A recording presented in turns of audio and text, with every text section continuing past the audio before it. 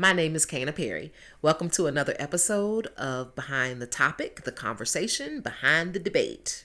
I'm so excited, guys. This is episode number 2, and it's fun to kind of talk about with you guys what inspires the debates that I have with my co-host.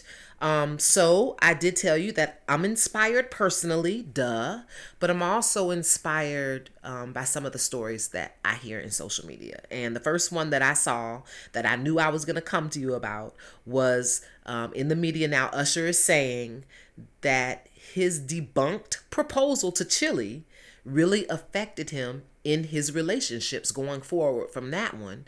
And it gave him trust issues with women. I don't think we hear this often enough from men. What I mean is we don't hear the truth.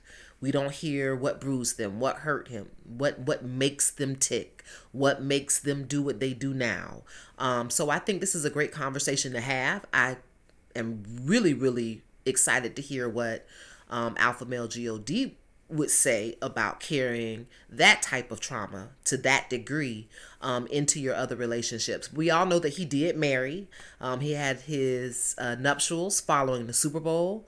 So I would hope that some of that trauma is has been healed, and that we wish them the actual best of luck in their marriage. But that's going to be a really, really good conversation. So yeah, I saw that, and then I saw this one was really funny for me because of who it was. It's J-Lo was in the press. At first, it started off kind of like a joke, like, what would you do if someone hit on Ben Affleck, like was trying to get his attention, and she was Jenny from the block with it, and just said, she would tell them politely to step off. And I thought that was really cute. But more interesting conversation that she's having now is that she says that they both experience PTSD in their current relationship about their past relationship. I didn't really get too many details when Jen and Ben broke up about what went wrong. And I was into it. I followed it. But there wasn't any particular thing that I read or heard from either one of them that pinpointed one particular thing. So the conversation is really interesting because I think those of us who have followed these two really follow J-Lo's love life. I mean, if there's any PTSD, I would think it would be on Ben's behalf. I mean, Ben Affleck was married to another Jennifer and has kids with her. I think 3, if I'm not mistaken, 2 girls and a boy. So it's seemingly, I'm sure he's had flings and those type of things, but the only public relationship that he's really had for long term was with Jennifer Garner. So when she says they experience PTSD, I'm just more interested in who really has experienced the PTSD here. No shade to her.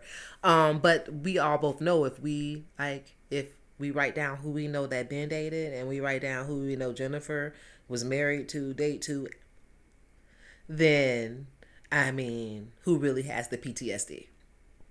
And that was going to be really fun. And it's still going to be really fun with me and my co-host to actually talk about that, because I know he got a lot to say about it.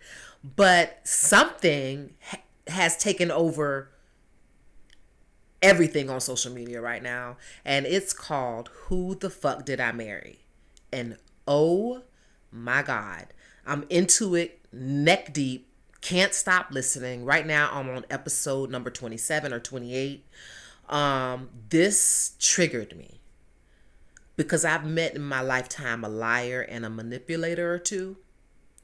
And I didn't do the background checks and all the things that she did. And this woman still ended up lied to, cheated on, manipulate. I mean, everything that you can think of. And I'm not even done yet. So I'll probably do another behind the topic just for who the fuck did I marry, or because it's just so much to unpack, as she would say.